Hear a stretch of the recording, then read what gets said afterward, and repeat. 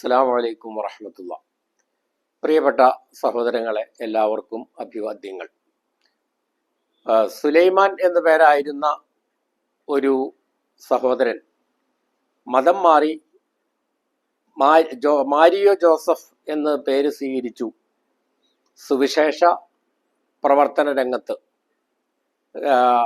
ധ്യാന രംഗത്ത്, അതുപോലെ പ്രചോദനാത്മക പ്രസംഗങ്ങളുടെ രംഗത്ത് വലിയ മുന്നേറ്റം നടത്തിക്കൊണ്ടിരിക്കുകയായിരുന്നു.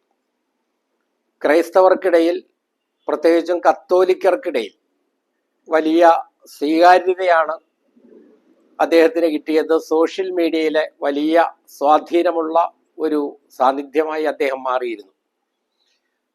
ഇപ്പോൾ അദ്ദേഹവും ഭാര്യയും തമ്മിലുണ്ടായ ഒരു വഴക്ക്, അതിനെ തുടർന്നുണ്ടായ കേസ്, അത് വാർത്തയായത് ചാനലുകളിലും പത്രങ്ങളിലും ഒക്കെ വാർത്തയായത് ഇപ്പോൾ വ്യാപകമായി ചർച്ച ചെയ്യപ്പെടുകയാണ്. അതിനെക്കുറിച്ച് ഒരുപാട് പ്രതികരണങ്ങളൊക്കെ ഇതിനകം തന്നെ വന്നു കഴിഞ്ഞു. അപ്പോൾ മറ്റൊരു തരത്തിലുള്ള ഒരു വിലയിരുത്തലാണ് നമ്മൾ ഇവിടെ നടത്തുന്നത്. ഈ തർക്കം കുറച്ച് കിതാബൊക്കെ ഓതിയ ഒരു തിരക്കനാണ്. അന്ന് കുറച്ച് നാളും ഇങ്ങനെ ദർശനമൊക്കെ പോയിട്ടുള്ള ഒരു തിരക്കനാണ്. അങ്ങനെ ഇരിക്കുകയാണ് അഹ്ലു കിതാബ് പറയണതാണ് ശരിയെന്ന് തോന്നിയിട്ട് പുള്ളി അങ്ങോട്ട് മാറിയതാണ്. പക്ഷെ അവിടെ ചെന്നിട്ടും ജാത്യാലുള്ളത് തൂത്താ പോവില്ലോ എന്ന് പറഞ്ഞ പോലെ എന്തിനു പറയാനുള്ള, അവിടെ ചെന്നിട്ടും പൊറുതികേടാണ് എന്ന് പറഞ്ഞാൽ മതിയല്ലോ. എന്നാ ചെയ്യണം? ഏതായാലും സുലൈമാൻ മുസ്ലിയാര് മതം മാറി. അദ്ദേഹം ഒരു ദാരിമി ആയിരുന്നു എന്നും ദാരിമി ബിരുദം പൂർത്തിയാക്കിയില്ല, അതിനു മുമ്പ് ഇടയ്ക്ക് അദ്ദേഹം ചാടി എന്നൊക്കെയുള്ള വ്യാഖ്യാനങ്ങളുണ്ട്. എങ്ങനെയാണെങ്കിലും സുലൈമാൻ മുസ്ലിയാർക്ക് ഒന്നാമതായിട്ട് അബദ്ധം പറ്റിയത്, അദ്ദേഹത്തിന് ഈ മുസ്ലിം സമുദായത്തിന്റെ ഉള്ളിൽ നിന്നുകൊണ്ട് തന്നെ ഈസാ നബീനെ, യേശു ക്രിസ്തുവിനെ വളരെ ഉയരത്തിൽ പ്രതിഷ്ഠിച്ചുകൊണ്ടുള്ള എന്തെങ്കിലും ഒരു ത്വരീക്കത്ത് പരിപാടികളും ഒക്കെ ആയിട്ട് നീങ്ങിയിരുന്നെങ്കിൽ ഈ ഗുലുമാല് വരൂലായിരുന്നു. കാരണം ഈ മാർക്കറ്റിൽ എന്തും ചെലവാവും, ഇവിടെ എന്തും വിറ്റ് പോവുമായിരുന്നു. സുലൈമാൻ മുസ്ലിയാർ ആദ്യമായിട്ട് അങ്ങനെ ഒരു പരീക്ഷണമായിരുന്നു നടത്തേണ്ടിയിരുന്നത്. ആ രംഗത്ത് നിർദ്ദേശങ്ങൾ കൊടുക്കുന്ന ചില കൺസൾട്ടൻസികളൊക്കെ സമുദായത്തിലുണ്ട്, മുസ്ലിം സമുദായത്തിലുണ്ട് എന്നാണ് പറയപ്പെടുന്നത്. ഓരോരുത്തരുടെ അഭിരുചിക്കും അവരുടെ ടാലന്റിനും പ്രതിഭയ്ക്കും അനുസരിച്ച് ഏത് തരത്തിലുള്ള കച്ചവടം തുടങ്ങിയാലാണ് വിജയിക്കുക എന്നുള്ളതിൻ്റെ മാർഗരേഖ, മാർഗനിർദ്ദേശങ്ങൾ കൊടുക്കുന്ന ചില ഏജൻസികളും ഉണ്ട് എന്ന് പറയപ്പെടുന്നു. അപ്പൊ സുലൈമാൻ മുസ്ലിയാർ അത്തരം ഒരു വഴി ആദ്യം സ്വീകരിച്ചിരുന്നുവെങ്കിൽ ഒരു ഈസവിയ്യ ത്വരീഖത്ത് അല്ലെങ്കിൽ മസീഹിയ്യ ത്വരീഖത്ത്, അതായത് യേശു ക്രിസ്തുവിന്റെ പേരിലുള്ള ഒരു ത്വരീഖത്ത് മുസ്ലിം സമുദായത്തിൽ തുടങ്ങുക, എന്നിട്ട് ആരെങ്കിലും അതിനെ എതിർത്തിയാൽ അങ്ങ് ചൂടാവുക, ഈസാ നബി അലൈഹി സ്വലാത്തു വസ്സലാമിനെ ഉയർത്തി കാണിക്കുന്ന ഒരു ആത്മീയ സരണിയെ നിങ്ങൾ കുറ്റം പറയുകയാണോ എന്നൊക്കെ ചോദിച്ച് അങ്ങ് ചാടണം. അതല്ലായിരുന്നു ആദ്യം സുലൈമാൻ മുസ്ലിയാർ ചെയ്യേണ്ടിയിരുന്നത്. അതല്ലാത്ത പല ആളുകളെ രക്ഷകരായിട്ട് അവതരിപ്പിച്ചുകൊണ്ടുള്ള ത്വരീഖത്തുകൾ നമ്മുടെ സമുദായത്തിലുണ്ടല്ലോ. CM മടവൂര്, ഓച്ചിറപ്പാപ്പ, റിഫായ് ഷേഖ്, അതിനു മുമ്പ് റിഫായ് ഷേഖ്, മുഹീദ്ദീൻ ഷേഖ്, ഇങ്ങനെയൊക്കെ ത്വരീഖത്താകാം. ഇവരൊന്നും നബിമാരല്ല. ആകപ്പാട് ഒരു നബീനെ ഉണ്ടാക്കി ത്വരീഖത്ത് തുടങ്ങിയത് നമ്മുടെ കാദിയാനികളാണ്. അത് ചീറ്റിപ്പോയി. കാരണം അവരൊരു കാദിയാനി, ഒരു നബീനെ അങ്ങ് ഉണ്ടാക്കുകയാണ് ചെയ്തത്. പക്ഷെ ഈസാ നബി അലൈഹി സ്വലാത്തു വസ്സലാം അല്ലെങ്കിൽ യേശു അല്ലെങ്കിൽ ക്രിസ്തു എന്ന് പറയുന്നത് എല്ലാവരും അംഗീകരിക്കുന്ന ഒരു പ്രവാചകനാണ്. അദ്ദേഹത്തിന്റെ പേരിൽ ഒരു ത്വരീഖത്ത് ഉണ്ടാക്കും. ആരെങ്കിലും കാണുമ്പോൾ നിങ്ങൾ ഈസാ നബിയുടെ പേരിൽ, യേശുവിന്റെ പേരിൽ ഒരു യാസീൻ ഓതണം എന്നൊക്കെ പറയുന്ന ഒരു കോലത്തില് ഒരു ചെറിയ പെട്ടിക്കടയാണെങ്കിലും തുടങ്ങിയിരുന്നുവെങ്കിൽ കുറെ കാക്കാമാരുടെ സപ്പോർട്ടും കിട്ടിയത്. കാരണം ഇനിയിപ്പോ നിങ്ങൾ അതിന്റെ പേരിൽ കാഫിറാണ് എന്ന് പറയണമെങ്കിൽ വേറെ ഈ ഞാൻ ആദ്യം പറഞ്ഞ പോലെയുള്ള ആൾക്കാരെയൊക്കെ കാഫിർ ആക്കിയിട്ടാണ് സുലൈമാൻ ഉസ്താദിനെ കാഫിറാക്കുമായിരുന്നുള്ളൂ. അങ്ങനെ ചെയ്യാതെ നേരെ ക്രിസ്തുമതത്തിൽ ചേർന്ന് അവിടെ ചെന്ന് കച്ചവടം സ്വന്തം നിലയ്ക്ക് തുടങ്ങിയപ്പോൾ കരിസ്മാറ്റിക് ധ്യാന രംഗത്തും സുവിശേഷ രംഗത്തും ഒക്കെ വളരെ സ്ഥിരപ്രതിഷ്ഠ നേടിയ, തഴക്കവും പഴക്കവുമുള്ള പാരമ്പര്യമുള്ള ആ ഇവാഞ്ചലിക്കൽ സംവിധാനങ്ങൾക്ക് കണ്ണിക്കിടി ഉണ്ടാവൂലേ? നന്ദിയ ദാറുസലാമിലെ ശംസുൽ ഉലമ ഉള്ള കാലത്ത് തന്നെ അവിടെ കിതാബ് ഓതി താമസിച്ചതാണ്. ഇബാറത്തുകൾ തമ്മിലുള്ള താല്ലുക്കാത്തൊക്കെ നന്നായിട്ട് മനസ്സിലാക്കി അവൻ ചോദിച്ച് മനസ്സിലാക്കി പഠിക്കണ ചെറുക്കനായിരുന്നു. ഇപ്പോൾ പല മുത്താലിമ്യങ്ങൾക്കും ഒരു 5-6 കിലോമീറ്റർ അപ്പുറത്തേക്ക് ഒരു ലമീർ മടങ്ങണ അവസ്ഥ വന്നാൽ, അതായത് ലമീറിൻ്റെ മർജിയോ ഇലേഹി, ലമീറുകളുടെ മർജിയോ ഇലേഹി കുറച്ച് അപ്പുറത്താണെങ്കിൽ കണ്ണുണങ്ങാൻ ബുദ്ധിമുട്ടാണ്. പക്ഷേ ഈ ചെറുക്കൻ അങ്ങനെയല്ല, മിനായി നേരം കൊണ്ട് ആ ലമീറങ്ങ് മടക്കിക്കളയും. അങ്ങനത്തെ ചെറുക്കനായിരുന്നു. അപ്പോൾ എന്നിട്ട് അവൻ എന്ത് ചെയ്തു, അവനിങ്ങനെ ഈ മർക്കസുൽ ബിഷാറയുടെ പുസ്തകമൊക്കെ വായിച്ച് ആ യേശുവാണ് രക്ഷകനെന്ന് മനസ്സിലാക്കിയാണ് പിന്നെ അത് ആയിട്ട് നടപ്പ് തുടങ്ങി. അപ്പോൾ അങ്ങനെ ഇരിക്കുകയാണ്, നല്ല കിളി പോലെ ഇരിക്കുന്ന ഒരു കൊച്ചിനെ കണ്ടപ്പോൾ. അപ്പോൾ അങ്ങനെ കബില എന്നുള്ളത് സർഫാക്കി സാജയുടെ ഫഅല ബാബ് സർഫാക്കി ജമയുടെ ഫഅല ബാബ് സർഫാക്കി അങ്ങനെയൊക്കെ അങ്ങനെ ഒരു പോക്ക് പോയിക്കൊണ്ടിരിക്കുകയായിരുന്നു. അപ്പം ഇപ്പം കേൾക്കണ വാർത്ത ഇങ്ങനെയാണ്. എന്നാ കാട്ടണം. അപ്പൊ നിങ്ങൾ ഭാര്യയും ഭർത്താവും തമ്മിൽ വഴക്കു കൂടി എന്നുള്ളതാണ് ഇപ്പൊ വലിയ പാതകമായിട്ട് പറയണേ. ഈ ആലം ദുനിയാവിൽ ആദ്യമായിട്ട് ഭാര്യയും ഭർത്താവും തമ്മിൽ വഴക്കുണ്ടാവുന്നതല്ലല്ലോ. ഭാര്യയും ഭർത്താവും തമ്മിൽ വഴക്കുണ്ടാവുന്നത് അത് പതിവാണ് ഒരു സമൂഹത്തിൽ.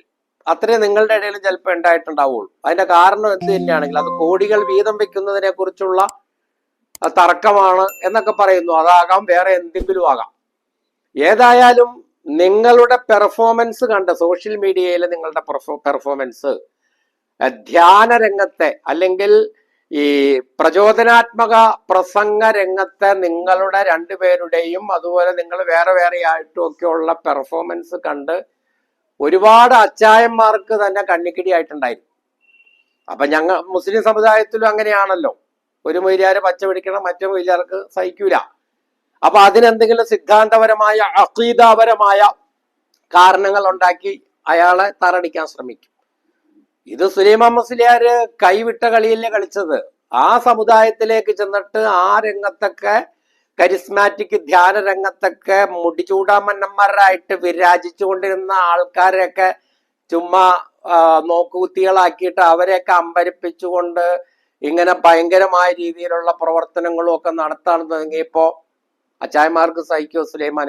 സുലൈമാൻ ഉസ്താദെ, ഇവിടെ മുസ്ലിങ്ങളുടെ ദൃഷ്ടിയിൽ ഏതായാലും നിങ്ങൾ കാഫിറായി മുർത്തദ്ദായി. അവിടെ ചെന്നപ്പോഴോ, അല്ലെങ്കിൽ നിങ്ങളൊരു കാര്യം ചെയ്യണമായിരുന്നു. ഒരുവിധം ചിക്കിളിയൊക്കെ ആയി കഴിഞ്ഞപ്പോ, പൈസയൊക്കെ ആയി കഴിഞ്ഞപ്പോ കുറച്ച് ഒതുക്കത്തിൽ അങ്ങ് പോയാൽ മതിയായിരുന്നു. ഇതിപ്പോ നിങ്ങളുടെ ഭാഗത്ത് നിങ്ങളുടെ പ്രതിച്ഛായയ്ക്ക് മങ്ങല ഏൽപ്പിക്കാൻ ഉപയോഗപ്പെടുത്താവുന്ന എന്തെങ്കിലും ഒരു കാരണം വീണ് കിട്ടാൻ താങ്കളുടെ പഴയ ആൾക്കാരും താങ്കളുടെ പുതിയ സമുദായക്കാരും എല്ലാവരും നോക്കിയിരുന്നു. എല്ലാവരും കൂടി ഇപ്പൊ പൊങ്കാലയിടുമല്ലേ. അപ്പൊ ഇത് വലിയ പ്രശ്നമാണ്. നിങ്ങൾ ദാരിമി ആണ് എന്നാണ് ചില ആളുകൾ പറയണത്. അല്ലെങ്കിൽ നന്ദി ദാറുസലാമി പഠിച്ചിട്ടുണ്ടാവും. ഈ ദാരിമികൾ പൊതുവില് എവിടെയും വിപ്ലവകാരികളാണ്. ഇപ്പൊ ഞങ്ങളുടെ നാട്ടിലെ ഒരു ദാരിമി മുജാഹിദ് പ്രസ്ഥാനത്തിൽ ചേർന്നതോടു കൂടിയാണ് മുജാഹിദ് പ്രസ്ഥാനം ഈ ഉപ്പുവെച്ച കലം പോലെയായി. മുജാഹിദുകളുടെ ഇടയില് ഈ നാരിയത്ത് സ്വലാത്ത് ഷിർക്കാണ് എന്ന് പറയലായിരുന്നു മുജാഹിദ് വിഭാഗത്തിന്റെ വലിയൊരു ഐഡന്റിറ്റി എന്ന് പറയണം. ഈ ദാരിമി, ഞാനീ പറയുന്ന ദാരിമി മുജാഹിദ് പ്രസ്ഥാനത്തിലേക്ക് ചേർന്നിട്ട് അവിടെ ചെന്നിട്ട് പറഞ്ഞു, അല്ലാഹുമ്മ സല്ലി സ്വലാത്തൻ കാമില വസല്ലിം സലാമൻ തമ്മൻ അലാ സയ്യിദിനാ മുഹമ്മദിൻ അല്ലദീ തൻഹല്ലു ബിഹിൽ ഉഖദു വതൻഫരിജു ബിഹിൽ ഖുറബു വതുഖ്ലാ ബിഹിൽ ഹവായിജു വഹുസ്നുൽ ഖവാതിമി വയുസ്തസ്ഖൽ ഗമാമു ബിവജീഹിൽ കരീം എന്നൊക്കെയുള്ള വാക്കുകളിൽ പ്രവാചകനാണ് ആവശ്യങ്ങൾ നിറവേറ്റുന്നത് എന്ന് പറയണില്ല. പ്രവാചകനാണ് മഴ പെയ്യിക്കുന്നത് എന്ന് പറയുന്നില്ല. വേദനകളിൽ നിന്ന് വിമുക്തി ഉണ്ടാക്കുന്നത് പ്രവാചകനാണ് എന്ന് പറയണില്ല. മറിച്ച് ആ പ്രവാചകൻ കാരണമായി, ബിഹി എന്നാണ് പറയണേ. ആ ബാ സബബിയായ ബാ ആണ്. അവിടെ ഒരു ഫായിലായിട്ട്, അതായത് ഈ പറഞ്ഞ കാര്യങ്ങളെല്ലാം നിവൃത്തിയാക്കുന്ന നിർവഹിക്കുന്ന സബ്ജക്റ്റ് ആയിട്ട്, കർത്താവായിട്ട് പ്രവാചകനെ പരാമർശിച്ചിട്ടില്ല. പ്രവാചകൻ കാരണമായി എന്ന് പറയുന്നതിൽ എന്താ തെറ്റ്? ആ ബാ സബബിയായ ബാ അല്ലേ എന്ന് ഈ ദാരിമി അങ്ങ് ഉന്നയിച്ചു മുജാഹിദ് പ്രസ്ഥാനത്തിൽ. അന്ന് സക്കരിയ സ്വലാഹി ജീവിച്ചിരിക്കുന്ന കാലമാണ്, മർഹൂം. അതോടുകൂടി സക്കരിയ സ്വലാഹിയും അത് അംഗീകരിച്ചു എന്നാ പറയണത്. നാരിയത്ത് സ്വലാത്ത് ബിദഅയ്യായ ഒരു സ്വലാത്താണ്, അത് ശിർക്കാണ് എന്ന് പറയുന്നത് അവാസ്തവമാണ്, അതിര് കവിച്ചലാണ്. അങ്ങനെ മുജാഹിദുകളുടെ ഇടയിൽ നാരിയത്ത് സ്വലാത്ത് ശിർക്കാണെന്ന് പറയണവരും ശിർക്ക് അല്ല എന്ന് പറയുന്നവരും തമ്മിലുള്ള ഒരു ധ്രുവീകരണത്തിന് കാരണഭൂതനായത് ഒരു ദാരിമിയാണ്. ഇതേപോലെ ഒരു ദാരിമി ചെന്നിട്ട് ക്രൈസ്തവ ധ്യാന വിദഗ്ധർക്കിടയിൽ, അതിന്റെ മിടുക്കന്മാർക്കിടയിൽ അത് വലിയ വിഷയമായി. ഏതായാലും ദാരിമി എന്ന് പറഞ്ഞാൽ ദാറുസ്സലാമിലേക്ക് ചേർത്താണ് അങ്ങനെ പറയുന്നത്. ഇപ്പൊ ദാരിമി എന്നുള്ളതിന് വേറെ പല ഫുൾ ഫോമുകളും അല്ലെങ്കിൽ പല തഅ്വീലുകളും പല മാനകളും ഒക്കെ നമുക്ക് പറയാവുന്ന ഒരു രൂപത്തിലാണ് ഇപ്പൊ സുലൈമാൻ ദാരിമി ഈ കാര്യങ്ങൾ എത്തിച്ചിട്ടുള്ളത്. ഏതായാലും എന്റെ പൊന്നു സുലൈമാൻ ദാരിമി, നിങ്ങള് നമ്മുടെ ഈ എക്സ് മുസ്ലിങ്ങളെ എങ്കിലും കണ്ടു പഠിക്കണം. അവര് കണ്ടോ, അവര് പ്രവാചകനെ ചീത്ത പറയുന്നു, അള്ളാഹിനെ ചീത്ത പറയുന്നു, മുസ്ലിങ്ങളെ ഉറക്കമുളച്ചിരുന്ന് ക്ലബ് ഹൗസിലൊക്കെ കാണണം. ലൈലം വനഹാറൻ അലത്തൂൽ, രാവെന്നോ പകലൊന്നോ ഇല്ലാതെ അള്ളാഹിനെയും റസൂലിനെയും മുസ്ലിങ്ങളും ചീത്ത പറയലാണ് അവരുടെ പരിപാടി.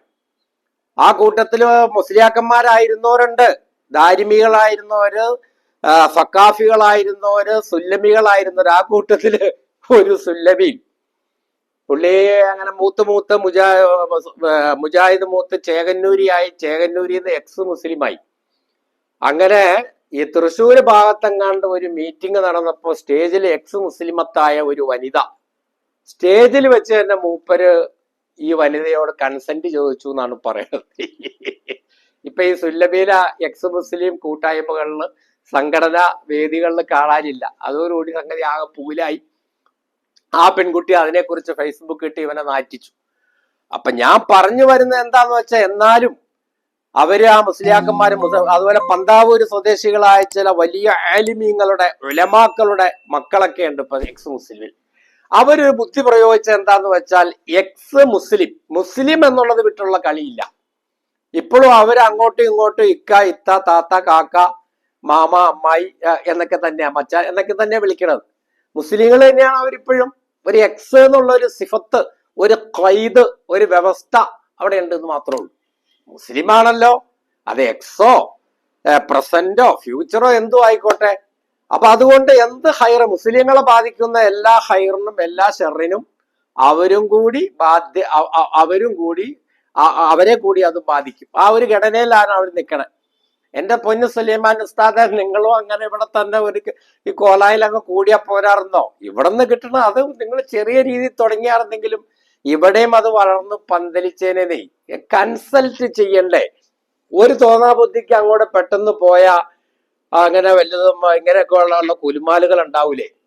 അപ്പൊ ഏതായാലും നമ്മൾ മനസ്സിലാക്കേണ്ടത്, മതപരിവർത്തനമാണെങ്കിലും സംഘടനാ പരിവർത്തനമാണെങ്കിലും ആശയ പരിവർത്തനമാണെങ്കിലും, ഈ അലി അക്ബറാണ് ഇനി നമ്മുടെ മുമ്പിലുള്ളത്. അലി അക്ബറിന് ആ സിനിമാ പിടുത്തത്തിന് കുറച്ച് കാശ് കൂടുതൽ കിട്ടിയത് പല RSSകാർക്കും സഹിച്ചിട്ടില്ല. അതുപോലെ ഹിന്ദു സമുദായത്തിൽ ഹൈന്ദവ മതത്തിലേക്ക് കൺവെർട്ട് ചെയ്തിട്ട് ആശ്രമം തുടങ്ങിയ ചില മുസ്ലിം മിടുക്കന്മാര് വേറെ ഉണ്ട്. അവരുടെ ആശ്രമങ്ങളൊക്കെ എങ്ങനെയാ പോയിക്കൊണ്ടിരിക്കുന്നത്? അതിന്റെ മാനേജർമാരില്, കാര്യദർശികളില്, ഉദ്യോഗസ്ഥരില് കാക്കമാര് വല്യം പെടുത്തുന്നുണ്ടോ എന്നൊക്കെ അവര് നോക്കിക്കൊണ്ടിരിക്കുകയാണ്. എങ്ങനെയാണെങ്കിലും ഇപ്പൊ ഈ യുക്തിവാദി സംഘടനകളുണ്ടല്ലോ, യുക്തിവാദി സംഘടനകളുടെ തലപ്പത്തേക്കൊന്നും മുസ്ലിം പേരുള്ളവർ വരൂലല്ലോ. കാരണം ജന്മം കൊണ്ട് മുസ്ലിം ആണെങ്കിൽ ആ ഐഡന്റിറ്റി ലാ യൻഫക്കു അൻഹു അബദാ, അവനെ തൊട്ട് അത് ഒരിക്കലും പിരിഞ്ഞു പോവുകയില്ല, അവനെ തൊട്ട് അത് ഒഴിവായി പോകില്ല. ഒഴിയാബാധിയായിട്ട് അവന്റെ കൂടെ അതുണ്ടാവും. അവന് കമ്മ്യൂണിസ്റ്റ് ആയാലും യുക്തിവാദി ആയാലും എക്സ് മുസ്ലിം ആയാലും ക്രിസ്ത്യാനി ആയാലും അതിന്റെ ഏറ്റവും വലിയ ഇരയാണ് ഇപ്പോ നമ്മുടെ സുലൈമാൻ ദാരിമി എന്ന് പറയുന്ന മാരിയോ ജോസഫ്. എന്റെ പൊന്ന മാരിയോ, ആളുകൾ ഈ പ്രശ്നങ്ങളെയൊക്കെ കാണുന്നത് വംശീയമായ ഒരു വീക്ഷണത്തിലൂടെയാണ്. അവന്റെ വേരെന്താണ്, അവന്റെ ചുവടെന്താണ്? അപ്പോ തുർക്കി എന്നാണല്ലോ, സുലൈമാൻ തുർക്കി എന്നാണല്ലോ ഉസ്താദിന്റെ പേര്.